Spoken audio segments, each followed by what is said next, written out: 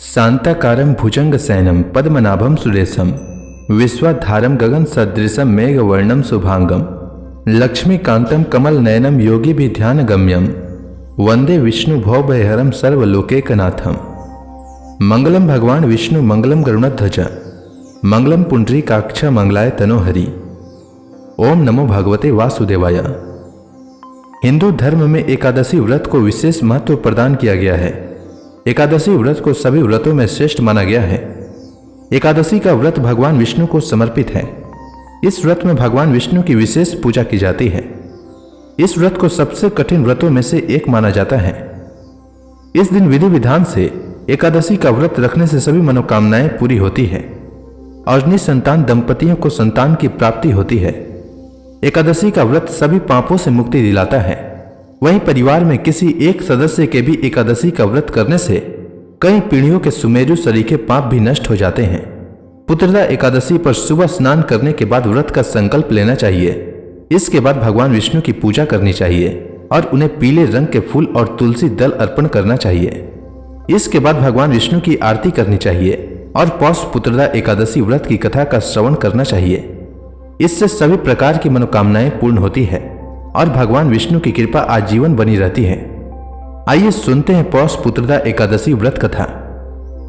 धर्मराज युधिष्ठिर भगवान श्री कृष्ण से कहते हैं, हे भगवान, आपने पौष कृष्ण एकादशी अर्थात सफला एकादशी का महात्म्य बताकर बड़ी कृपा की।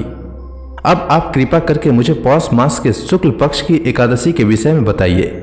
इस एकादशी का क्या नाम है तथा इसके व्रत का क्या विधान है, इसकी विधि क्या है, इस व्रत को करने से किस फल की प्राप्ति होती है और उसमें कौन से देवता का पूजन किया जाता है, कृपया यह सब विधान पूर्वक कहिए।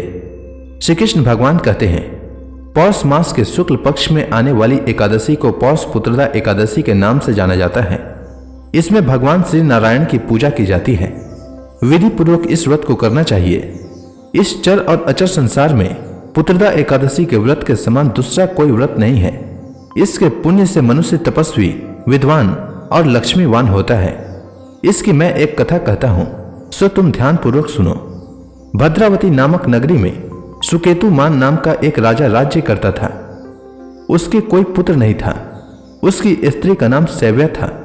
वह निपुत्री होने के कारण सदैव चिंतित रहा करती थी। राजा के पितर भी रो रोकर पिंड लिया करते थे और सोचा करते थे कि इसके बाद हमको पिंड कौन देगा। राजा को भाई, बांधव, धन, हाथी, घोड़े, राज्य और मंत्री इन सब में से किसी से भी संतोष नहीं होता था। वह सदैव यही विचार करता था कि मेरे मरने के बाद मुझको कौन पिंड दान करेगा। बिना पुत्र के पितरों और देवताओं का ऋण मैं कैसे चुका सकूंगा। जिस घर में पुत्र न हो उस घर में सदैव अंधेरा ही रहता है। इसलिए पुत्र उत्पत्ति के लिए प्रयत्न करना चाहिए। जिस मनुष्य ने पुत्र का मुख देखा है वह धन्य है। उसको इस लोक में यश और परलोक में शांति मिलती है, अर्थात उसके दोनों लोक सुधर जाते हैं। पूर्व जन्म के कर्म से ही इस जन्म में पुत्र, धन आदि प्राप्त होते हैं। राजा इसी प्रकार रात दिन चिंता में लगा रहता था। एक समय तो राजा ने अपने शरीर को त्याग देने का निश्चय किया, परंतु आत्मघात को महान पाप समझकर उसने ऐसा नहीं किया। एक दिन राजा ऐसा ही विचार करता हुआ अपने घोड़े पर चढ़कर वन को चल दिया तथा पक्षियों और वृक्षों को देखने लगा। उसने देखा कि वन में मृग, व्याघ्र, सुअर, सिंह, बंदर और सर्प आदि सब भ्रमण कर रहे हैं। हाथी अपने बच्चों और हथनियों के बीच घूम रहा है। इस वन में कहीं तो गिद्दड़ अपने कर्कश स्वर में बोल रहे हैं, कहीं उल्लू ध्वनि कर रहे हैं। वन के दृश्यों को देखकर राजा सोच विचार में लग गया। इसी प्रकार आधा दिन बीत गया। वह सोचने लगा कि मैंने कई यज्ञ किए, ब्राह्मणों को स्वादिष्ट भोजन से तृप्त किया, फिर भी मुझको दुख प्राप्त हुआ। ऐसा क्यों? राजा प्यास के मारे अत्यंत दुखी हो गया और पानी की तलाश में इधर उधर फिरने लगा। थोड़ी दूर पर राजा ने एक सरोवर देखा। उस सरोवर में कमल खिले थे तथा सारस, हंस, मगरमच्छ आदि विहार कर रहे थे। उस सरोवर के चारों तरफ मुनियों के आश्रम बने हुए थे। उसी समय राजा के दाहिने अंग फड़कने लगे। राजा शुभ शकुन समझकर घोड़े से उतरकर मुनियों को दंडवत प्रणाम करके वहीं बैठ गया। राजा को देखकर मुनियों ने कहा, हे राजन, हम तुमसे अत्यंत प्रसन्न हैं। तुम्हारी क्या इच्छा है, सो हमसे कहो। राजा ने पूछा, महर्षि, आप कौन हैं और किस लिए यहां पर आए हैं, कृपा करके बताइए। मुनि कहने लगे, हे राजन, आज संतान देने वाली पुत्रदा एकादशी है। हम लोग विश्वदेव हैं और इस सरोवर में स्नान करने के लिए आए हैं। यह सुनकर राजा कहने लगा कि महाराज, मेरे भी कोई संतान नहीं है। यदि आप मुझ पर प्रसन्न हैं तो एक पुत्र का वरदान दीजिए। मुनि बोले, हे राजन, आज पुत्रदा एकादशी है, आप अवश्य ही इसका व्रत करें। भगवान की कृपा से अवश्य ही आपके घर में पुत्र होगा। मुनि के वचनों को सुनकर राजा ने भी उसी एकादशी का व्रत किया और द्वादशी को उसका पालन किया। इसके पश्चात मुनियों को प्रणाम करके अपने महल में वापस आया। कुछ दिन बीतने के बाद रानी ने गर्भ धारण किया और 9 महीने के पश्चात उनके एक पुत्र हुआ।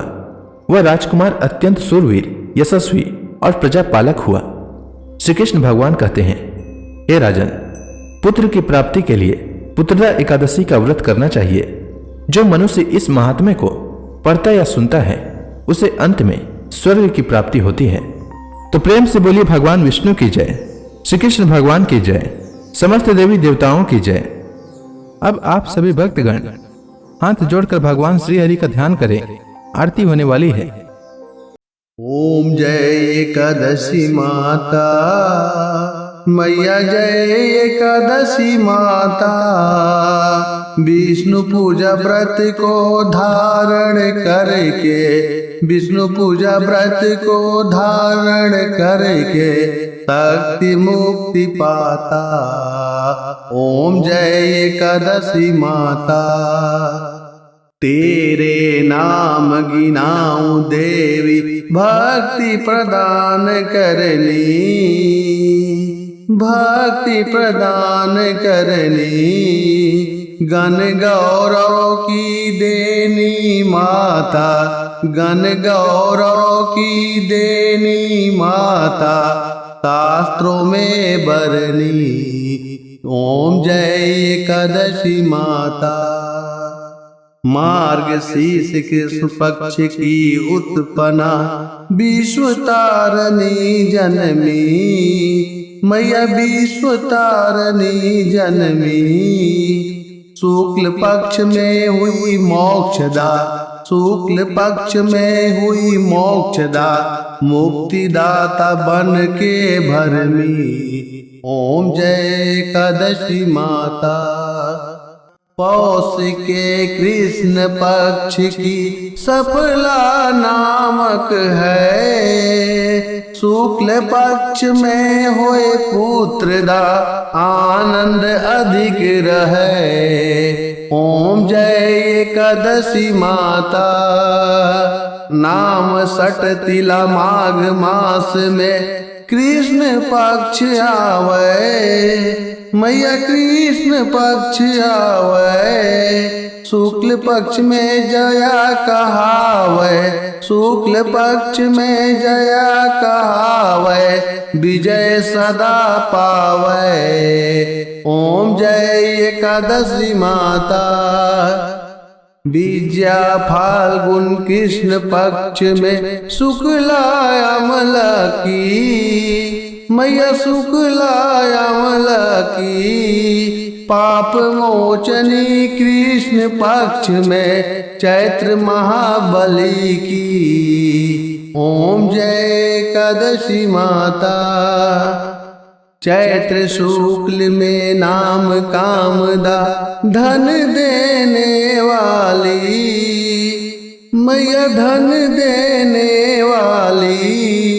नाम बरूथनी कृष्ण पक्ष में बैसाख माहवाली। ओम जय एकादशी माता। शुक्ल पक्ष में होए मोहिनी, अपराज्येष्ठ कृष्ण पक्षी मैया, अपराज्येष्ठ कृष्ण पक्षी। नाम निर्जला सब सुख करने, शुक्ल पक्ष रखी। ओम जय एकादशी माता। योगिनी नाम आषाढ़ में जानो, कृष्ण पक्ष करनी मैया, कृष्ण पक्ष करनी। देव सैनी नाम कहायो, शुक्ल पक्ष धरनी। ओम जय एकादशी माता। कामिका श्रावण मास में आवे कृष्ण पक्ष कहिए। श्रावण शुक्ला होए पवित्र आनंद से रहिए। ओम जय एकादशी माता। अजा भाद्रपद कृष्ण पक्ष की परिवर्तनी शुक्ला मैया परिवर्तनी शुक्ला। इंद्राश्विन कृष्ण पक्ष में व्रत से भवसागर निकला। ओम जय एकादशी माता। पापांकुशा है शुक्ल पक्ष में आप हरणहारी मैया आप हरणहारी। रमा मास कार्तिक में आवे सुखदायक भारी। ओम जय एकादशी माता। देवोत्थान शुक्ल पक्ष की दुख नाशक मैया। पावन मास में करो विनती पार करो नैया। ओम जय एकादशी माता। परमा कृष्ण पक्ष में होती जन मंगल करनी मैया जन मंगल करनी। शुक्ल मास में होए पद्धिनी दुख दरिद्र हरनी। ओम जय एकादशी माता। जो कोई आरती एकादशी की भक्ति सहित गावे मैया भक्ति सहित गावे। जन गुरु दिता स्वर्गवासा निश्चय वह पावे। ओम जय एकादशी माता। तो प्रेम से बोलिए विष्णु भगवान की जय, माता लक्ष्मी की जय।